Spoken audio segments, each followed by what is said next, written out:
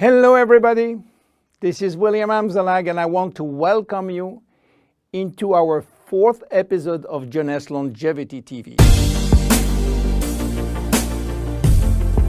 Jeunesse, we are redefining youth.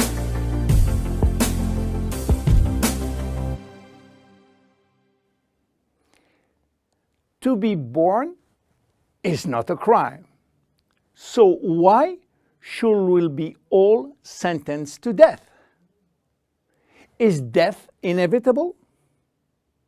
Well, you may be surprised to learn that aging and death has not existed forever.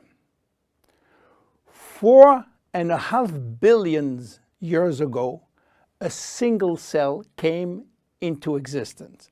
This single cell did not age.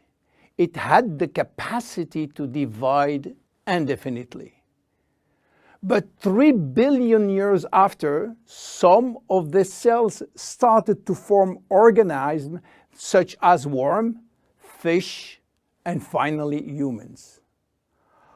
However, these cells were aging, and their ability to reproduce indefinitely came to an end. And today we know why.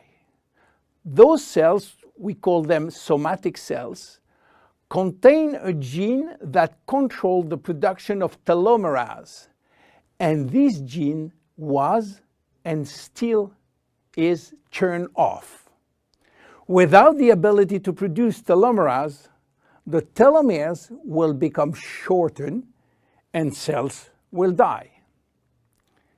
So why there is so much discrepancies in longevity between human and other animals?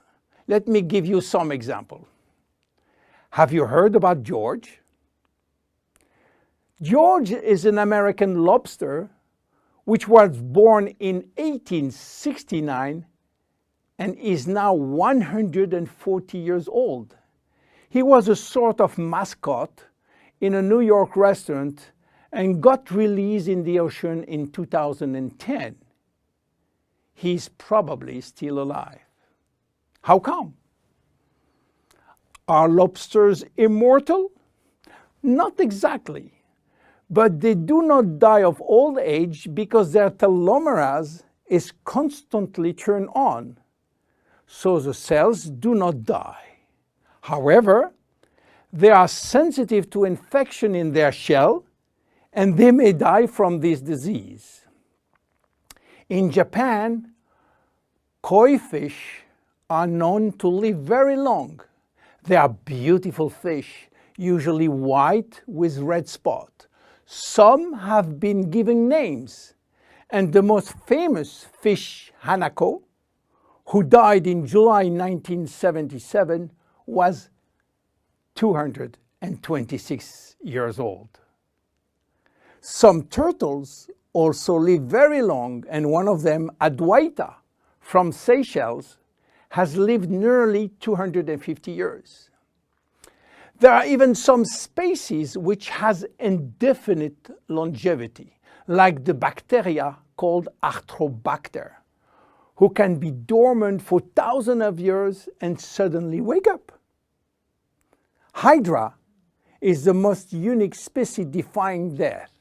When part of his body is cut off, the body regenerates in 2 or 3 days. Hydra will be potentially immortal because it contains stem cells. In case of injury, the stem cells differentiate to form the missing cells and rebuild the missing part. If some animals can have indefinite longevity, why should we be sentenced to death? In other words, do we currently have the knowledge and the technology to live forever? At this precise moment, the answer is no. But here is what we do know. We can already reverse aging in human cells. What we don't know for sure is whether we can reverse aging in you or in me. We can drastically slow down diseases and the aging process far more than people realize. But we don't have yet the magic bullet to extend forever human life. So what it will take to keep us alive long enough? In jeunesse, our generation young believe that we can live enough to live forever, which means that we design temporary solutions as DNA repair, telomerase activation, and stem cell support in order to still be here and still around to benefit from another Nobel Prize scientist, which may give us another solution for the next 20 years. That will give us time to wait for the next discovery, and so on. Yes, immortality is just around the corner. My name is William Amzalag, and I am Generation Young.